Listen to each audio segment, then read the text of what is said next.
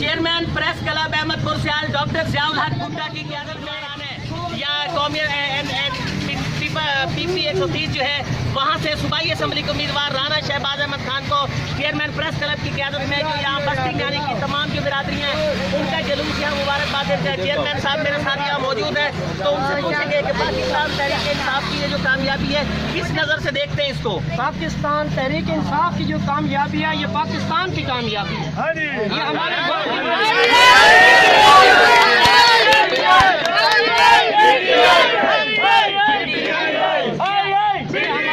ये हमारे मुल्क और कौम दोनों की कामयाबी है।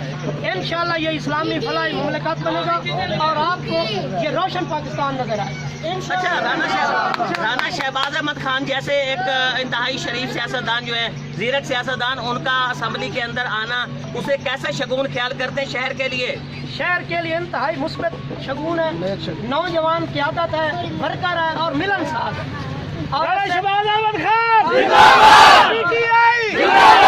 और ऐसे इलाके की महरूमी खत्म हो जाएगी, मुनाफिकत की सियासत खत्म हो जाएगी।